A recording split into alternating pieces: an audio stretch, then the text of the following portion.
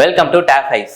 இந்த வீடியோவில் என்ன பார்க்க போகிறோம்னா, நம்ம ரொம்ப நாள் எதிர்பார்த்துட்டு இருந்தா ஆர்ஆர்பி குரூப் டியோட எக்ஸாம் டேட்ஸ் வந்துருச்சு. என்னைக்கு எக்ஸாம் டேட், என்னைக்கு ஸ்டார்ட் ஆகுது, எப்போ முடிய போகுது, அதெல்லாமே பார்த்துட்டு நம்ம டேப் ஐஸில் ஆர்ஆர்பி குரூப் டிக்கு மட்டும் என்ன செஞ்சோம், என்ன செஞ்சுக்கிட்டு இருக்கோம், என்ன செய்ய போகிறோம் அப்படின்றத நம்ம பார்க்க போகிறோம். சரி வாங்க பார்க்கலாம். நம்மளுக்கு டென்டேட்டிவ் டேட் வந்துருச்சு. என்னைக்குன்னு பார்த்தீங்கன்னா லெவல் ஒன் எக்ஸாம் டேட் பார்த்தீங்கன்னா நவம்பர் 17லேருந்து எண்ட் ஆஃப் டிசம்பர் வரைக்கும். அப்போ கிட்டத்தட்ட என்ன ஒரு 1.5 மாதம் கிட்ட நடக்கும் அப்படின்ற மாதிரி சொல்லியிருக்காங்க. எண்ட் ஆஃப் டிசம்பர்னு சொல்லிட்டாங்களா, அப்போ நவம்பர் பாதியிலேருந்து டிசம்பர் 2 வரைக்கும் ஒரு 1.5 மாதம் கிட்ட. ஒரு நாளைக்கு நீங்கள் 3 ஷிஃப்ட் கனெக்ட் பண்ணாலுமே உங்களுக்கு என்ன ரொம்ப 1.5 மாதம் கிட்ட நடக்கிற மாதிரி இருக்குது.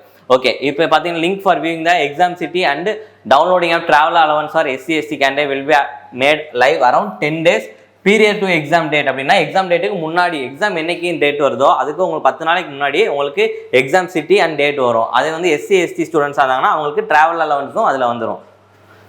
Downloading of e-call letter will start from 4 days period to exam city and date intimation link. சரி ஓகே, அதாவது என்ன சொல்கிறாங்க அப்படின்னா உங்களுக்கு ஹால் டிக்கெட் எப்போ டவுன்லோட், இப்போ எக்ஸாம் சிட்டி உங்களுக்கு வந்து 10 நாளைக்கு முன்னாடி வந்துடும். ஆனால் ஹால் டிக்கெட் டவுன்லோட் பண்ணுறது உங்களுக்கு எக்ஸாமுக்கு 4 நாளைக்கு முன்னாடியே வந்துடும் அப்படின்னு சொல்கிறாங்க. மற்றபடி வேற ஒன்றும் பெருசாக சொல்லிக்க மாட்டாங்க. அவங்க ஆதார் லிங்க் பண்ணியிருக்கீங்களா அப்படின்னு கேட்பாங்க. ஏன்னா ஆதார் வந்து அங்கே எக்ஸாமில் பார்த்தீங்கன்னா ஆதார் பயோமெட்ரிக் வெரிஃபிகேஷன் தான் பண்ணுவாங்க. அதனால் ஆதார் லிங்க் பண்ணியிருக்கீங்களா அந்த மாதிரி விஷயம் தான் சொல்லியிருப்பாங்க. நம்மளுக்கு முக்கியமானது வந்து எக்ஸாம் டேட் தான். எக்ஸாம் டேட் எப்போ ஸ்டார்ட் ஆகுது? நவம்பரில். இப்போ இந்த மாதம் என்னது? செப்டம்பர். அப்போ கிட்டத்தட்ட ஒரு 1.5 மாதம், ஒரு 2 மாதம் கிட்ட இருக்குது நம்மளுக்கு இன்னும். அப்போ அந்த 2 மாதத்தில் என்ன பண்ண போகிறோம் அப்படின்றதான் பார்க்க போகிறோம். சரி ஓகே, இப்போ ஆல்ரெடி ஆர்ஆர்பி குரூப் டி, இந்த ஆர்ஆர்பி குரூப் டியை மட்டும் ஃபோக்கஸ் பண்ணி நம்ம என்ன பண்ணோம்னா, எப்பயுமே ஒரு எக்ஸாம் வருது அப்படின்னா அந்த எக்ஸாமோட நோட்டிஃபிகேஷன் வர்றப்பையும் சரி, எக்ஸாம் டேட் வரப்பையும் சரி, அப்போ படிக்க ஸ்டார்ட் பண்ணுறது வந்து அவ்வளோவா நல்லது கிடையாது. எப்பயுமே ஒரு எக்ஸாம் நோட்டிஃபிகேஷன் வந்துச்சுன்னா அதுக்கப்புறம் நம்ம ரிவிஷன் மட்டும்தானே பண்ணணும் இல்லையா, அப்புறம் படிக்க ஸ்டார்ட் பண்ணுறோம், நோட்டிஃபிகேஷன் வந்த பிறகு ஸ்டார்ட் பண்ணுறோன்றது அட்வைசபிள் கிடையாது. அதனால நம்ம என்ன பண்ணோம்னா, நோட்டிஃபிகேஷன் வந்த டைம்லேயே நம்ம வந்து டேப் ஐஸில் வைகை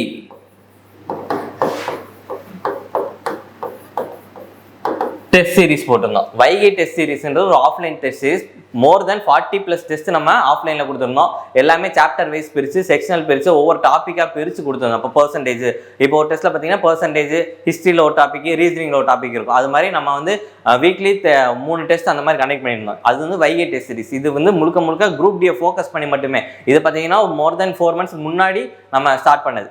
ஓகே, அடுத்து இது வந்து சிலபஸ் பிரித்து வச்சுருந்தோமா, அப்போ என்ன பண்ணணும், அடுத்து ஃபுல் டெஸ்ட் வைக்கணும்ல, அப்போ ஃபுல் டெஸ்ட் வந்து நம்ம கண்டக்ட் பண்ணிட்டு இருக்கோம். அது என்னது? ஃபோக்கஸ் அப்படின்றது ஃபுல் டெஸ்ட். எல்லாமே மொத்தமாக ஃபுல் டெஸ்ட். நம்ம ஆர்ஆர்பி குரூப் டியோட சிலபஸ் பேட்டர்ன் என்னவோ அந்த பேட்டர்னில் நம்ம ஃபுல் டெஸ்ட் கண்டக்ட் பண்ணிட்டு இருக்கோம். இன்னும் நடந்துட்டு தான் இருக்குது. ஆல்ரெடி இப்போ ஃபோக்கஸில் பார்த்தீங்கன்னா 8 டெஸ்ட் கம்ப்ளீட் ஆயிடுச்சு. இன்னும் 9 and 10 2 டெஸ்ட் இருக்குது. இதில் இந்த 10th டெஸ்ட் அப்படின்றது நம்ம ஆன்லைனில் கொடுக்க போகிறோம், ஆப் ஆக்சஸில். மற்ற 9 டெஸ்ட்டுமே ஆஃப்லைன் தான். அந்த 10th டெஸ்ட் மட்டும் நம்ம ஆன்லைனில் கொடுக்க போகிறோம். ஆன்லைன் ஆப் ஆக்சஸில் டேப் ஐஸ் ஆப் உங்கள் நியர்பை பிரான்ச்சில் அங்கே போய் டேப் ஐஸ் ஆப் இன்ஸ்டால் பண்ணி அங்கே நீங்கள் டெஸ்ட் எழுதுற மாதிரி இருக்கும். சரி ஓகே, இப்போ நம்மளுக்கு எக்ஸாம் டேட் வந்துருச்சுல. இப்போ அடுத்து என்ன பண்ண போகிறோம் அப்படின்னா, இந்த டெஸ்ட், இந்த ஃபோக்கஸ் டெஸ்ட் பார்த்தீங்கன்னா எவ்ரி சண்டே நடக்கும். இப்போ இன்னும் 9, 10 ஒரு 2 வாரம் கழிச்சு அதுக்கப்புறம் என்னன்னா திருப்பி நம்ம இந்த டெஸ்ட் சீரிஸை கண்டினியூ தான் பண்ண போகிறோம். ஓகே, அந்த டெஸ்ட் சீரிஸில் என்ன பண்ண போகிறோம் அப்படின்னா, நம்ம ஃபுல் அண்ட் ஃபுல் ஆன்லைன் தான்.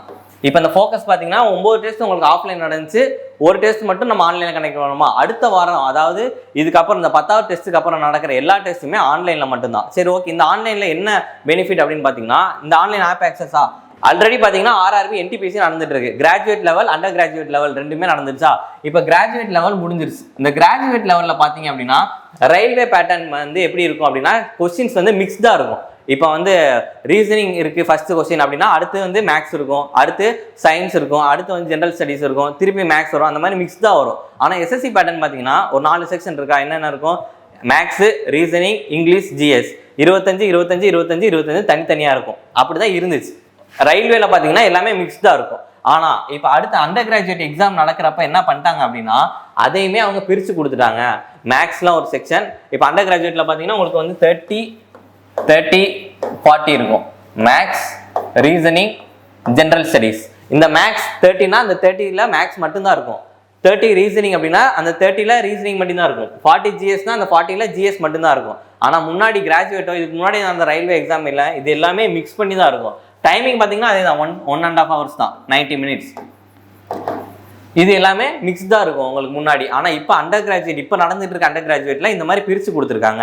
அப்போ நம்ம அடுத்து வர குரூப் டிலையும் அதே மாதிரி நம்ம பிரித்து எதிர்பார்க்கலாம் அப்படின்றதுக்காண்டி நம்ம அந்த ஆன்லைன் டெஸ்ட்டில் எப்படி பண்ண போகிறோம் அப்படின்னா, நம்ம வந்து மிக்ஸ்டாகவும் ஒரு டெஸ்ட்டு, இந்த மாதிரி பிரித்து ஒரு டெஸ்ட் அந்த மாதிரி கொடுக்க போகிறோம். ஏன்னா நம்ம அந்த இன்டர்ஃபேஸுக்கு நம்ம பழகணும்ல. இப்போ இந்த மாதிரி திடீர்னு இந்த மாதிரி மாற்றிட்டாங்க அப்படின்னா நம்ம பழகணும். அப்போ பிரித்து கொடுத்துருக்காங்க. மேக்ஸ்னா மேக்ஸ் மட்டுமே இருக்கும், ரீசனிங் மட்டுமே இருக்கும், ஜிஎஸ்னா ஜிஎஸ் மட்டுமே இருக்கும். இதில் இப்போ குரூப் டின்னு வரப்போ நம்மளுக்கு என்னது 4 செக்ஷன் வருமா? என்னென்ன வரும்? Maths, reasoning, general science, GK.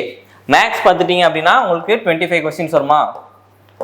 Reasoning 30 questions, science 25 questions, GK 20 questions. அப்போ மொத்தம் 100 கொஸ்டின்ஸு, 90 மினிட்ஸ். ஒரு டெஸ்ட் உங்களுக்கு மிக்ஸ்டாகவும் ஒரு டெஸ்ட் வந்து உங்களுக்கு செக்ஷன் வைஸ் பிரித்து வரும். அப்போ பார்த்தீங்கன்னா நீங்கள் 2 இன்டர்ஃபேஸுக்குமே நீங்கள் பழகிருப்பீங்க. 2 எது கேட்டாலும் நம்மளுக்கு போடுறதுக்கு ஈஸியாக இருக்கும்.